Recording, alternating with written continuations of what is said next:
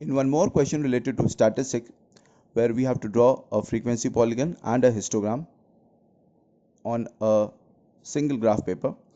The question is given as draw the histogram and the frequency polygon in the same figure for the following distribution. Now, class interval and frequency is given, and as you can see, this is a continuous class interval because the first class is having the group as 0 to 30. The second class is having the group between 30 to 60. The third is having between 60 to 90. Fourth is having 90 to 120, and the last class is from 120 to 150. And their respective frequencies are given as 7, 4, 5, 10 and 6. So as you can see, in the first class only, the upper limit of the first class is matching with the lower limit of the succeeding class. So that means it's a continuous class interval. Now, because we have to construct a histogram. What is a histogram? Histogram is a kind of a graphical representation where you express the data on a graph paper by drawing rectangular blocks. And as far as frequency polygon is concerned, frequency polygon is a closed construction which is being done by taking the midpoints of the respective rectangular blocks that you prepare in a histogram. So let's start with that part. As you can see over here, I have drawn a histogram combined with a frequency polygon. Now, first of all thing you have to remember that on a graph paper, when you are going to draw the horizontal axis, that is the x-axis, and the vertical axis, that is the y-axis, the horizontal axis, that is the x-axis, will be carrying the class interval. That means in this particular axis, you will be writing the class interval. And as far as the y-axis is concerned, in the y-axis part, you will be writing the frequency over there. So, first of all, we are going to draw a histogram. And as you can see, on the x-axis, when we are taking the class interval, from the origin, I have marked the value 0. And after a distance of 1 centimeter, that is completing 1 unit, I have marked the value as 30. So, this is our first class or the first group. Similarly, then the next 1 unit, I have marked the value as 60. That means this is the second class, second group. Then in the next unit, I have marked 90. That is the third class or third group. Then in the next unit, I have marked 120. And in the last one, I have marked as 150. So in this way, I have marked the first class, second class, third class, fourth class and fifth class at a distance of 1 centimeter, or you can say at a distance of 1 unit.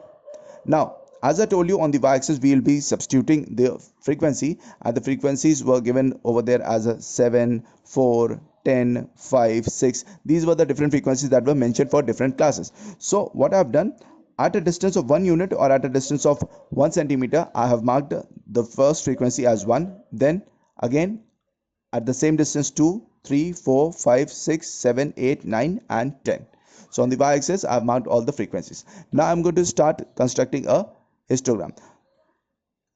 As you can see in the class interval, the first class interval is having the frequency given till 7. So from the horizontal line which is marked as 7, I'm going to draw this horizontal line, and then from there I'm going to draw a vertical line till the line of 30. Then after that, from 30 to 60, because it is given as 4, the frequency is given as 4 in the question, so I'm going to mark a horizontal line from here, not from here, not this part. From here I'm going to mark the horizontal line and then a vertical line till 60.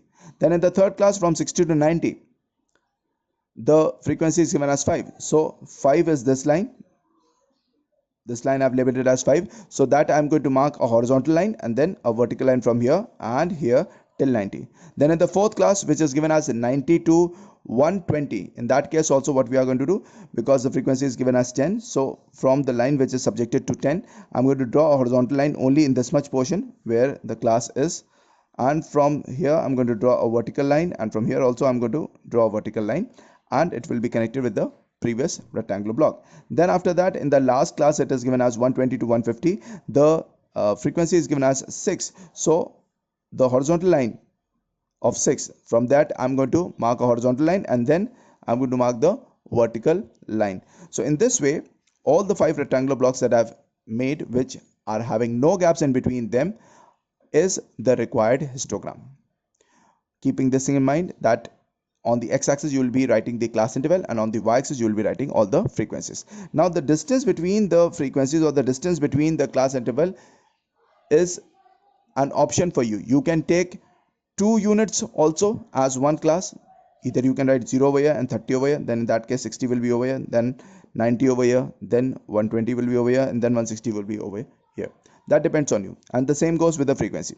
But over here I have taken 1 unit equal to 1 class interval on the x-axis and 1 unit equal to 1 frequency on the y-axis.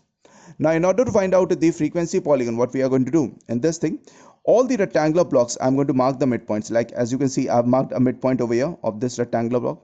I've marked a midpoint over here of this rectangular block. Similarly, a midpoint over here at this rectangular block. Similarly over here, a midpoint at this rectangular block, and a midpoint over here. Just the middle of it. This horizontal line that you see on every rectangular block, on that horizontal line, the middle point. And then after that, the same thing, because frequency polygon is a polygon which is connected on the x-axis. So just at the end of the histogram, just at the end of the last rectangular block, just after that, another unit, the middle point of another unit on this side, and similarly another unit on the left hand side of the 0, that middle point. So I'm going to connect this middle point with this one, this with the respective one, then this one, then this will be connected with this, then this point, and the last one will. As you can see that the last point which were present at the initial and the last rectangular blocks, these 2 points are connected with the x-axis with a dash sign, with the broken sign, as you can see it over here, and the rest are connected with a straight line. So this way we can construct a frequency polygon, keeping this thing in mind, that the class interval should be always mentioned on the x-axis, frequency should be mentioned on the y-axis. And sometimes it also happens that they can give you the question where you have to construct only the frequency polygon, not the histogram. Then in that case also you are always going to take the class interval, choose the frequency, whichever frequency that class interval is having, and on the horizontal line of that particular frequency, the middle point you are going to take it, that you are going to mark it, and then in the same manner you are going to connect all the middle points together, by which you can get the required frequency polygon.